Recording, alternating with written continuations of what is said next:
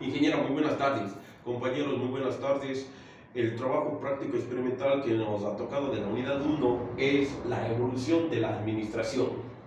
La evolución de la administración desde los tiempos antiguos, tenemos que más o menos desde el año 9000, 10.000 a 9000 años antes de Cristo, ya existían los primeros seres humanos, los cuales se desarrollaron en un ambiente hostil, en un ambiente de que ellos trataban de sobrevivir y vivían de la caza y de la pesca. Por lo tanto, eran personas nómadas que buscaban sus alimentos, recolectaban sus frutos y sobre todo vivían de la caza. Para realizar esta actividad tenían ellos que agruparse o reunirse de una manera rústica, donde la persona más fuerte, donde la persona más capaz, donde la persona que podía hacer mejor uso de las armas era el que lideraba a esa unión, a ese grupo, para de esta manera tener un poco de organización y poder ellos realizar la caza de los grandes animales que necesitaban para su dieta. Fue evolucionando de tal manera que luego ya con el descubrimiento de la agricultura, estas gentes, estas personas se reunieron en tribus, se reunieron y comenzó una vida sedentaria, donde el jefe era la persona más antigua, era la de mayor edad, con el motivo de aprovechar su experiencia y aprovechar su saber.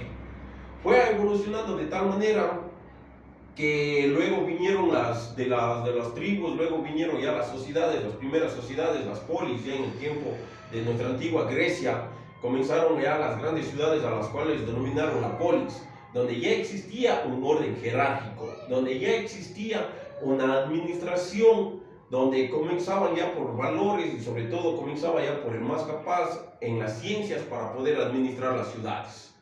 Luego ya vino la revolución industrial, en donde todo cambió en el sentido de que pasó de una fabricación artesanal a una fabricación en serie. Aparecieron las grandes empresas, aparecieron las grandes máquinas, en donde se comenzó a realizar en cantidades y ya no en producción, en manual, en producción, en poca producción. Pero esto trajo grandes, digamos así, grandes conflictos entre el empleador y el empleado, porque el empleador quería que el empleado pasara, si es posible, todo el día en la fabricación, sin darles tiempo de sus horas de descanso, sin darles tiempo de sus horas de almuerzo, de sus horas de lo que tenían derecho. Entonces comenzó una explotación laboral, en donde hubo grandes desacuerdos. Viendo esto, comenzó una administración científica, y el padre de esta administración es el señor Frederick Taylor, el cual se encargó de ponerle una administración ya basada en principios. ¿Por qué? Porque él veía que había grandes pérdidas de tiempo y sobre todo grandes pérdidas de material. El material no se hacía del uso debido, al uso adecuado, habiendo grandes pérdidas, y también él veía que existía grandes pérdidas de tiempo del personal. Entonces él comenzó con una administración típica. ¿Cuáles eran los principios de la administración? Sustituir el trabajo improvisado por la ciencia. Prácticamente ya él tenía una visión de ver en qué tiempo se podían realizar las cosas y tomarlo ya científicamente, y para que ese tiempo se cumpla. Un segundo principio es seleccionar científicamente a los trabajadores. Entonces él vio la razón de ver las aptitudes y la eficacia de cada trabajador, para que según eso ponerles en cada uno de los puestos claves de una empresa o de una fábrica.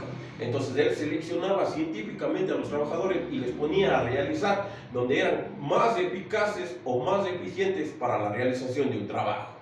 Como tercer principio tenemos el controlar el trabajo para certificar que se esté ejecutando bajo las normas establecidas.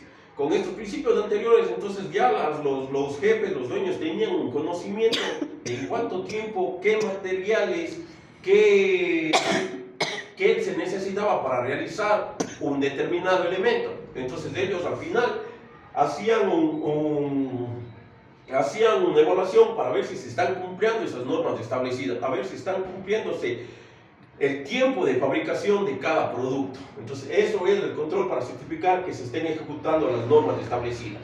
Y como cuarto principio tenemos la división del trabajo y la responsabilidad entre los trabajadores y la dirección en partes casi iguales. Entonces, esto nos decía que tanto los jefes como los empleados tenían que contribuir de igual manera para el desarrollo de la empresa. ¿Para qué? Para que de esta manera todos ganen, tanto el empleado con su sueldo, con sus bonificaciones, con sus trabajos extra, y el empleado en producir más recursos para su empresa.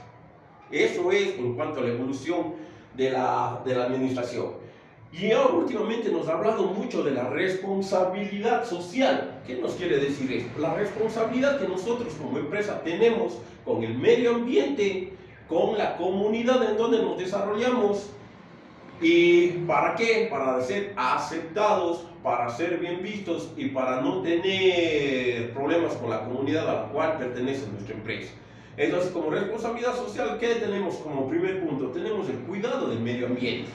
Tenemos nosotros que ver, que tratar de hacer como nosotros buscamos recursos de todas las formas posibles, pero de la misma manera nosotros tenemos que evitar un daño al medio ambiente. Y si existe tal vez por obras razones un daño, tenemos nosotros la manera de ver cómo podemos compensar ese daño. Entonces de eso nos habla prácticamente la responsabilidad social. Y tratar de nosotros también dar un servicio extra, un valor agregado a la comunidad a la que pertenecemos. ¿Cómo puede ser eso? Mediante canchas de uso comunal, mediante carreteras de uso comunal, o sea, brindando un servicio a la comunidad a la cual pertenecemos.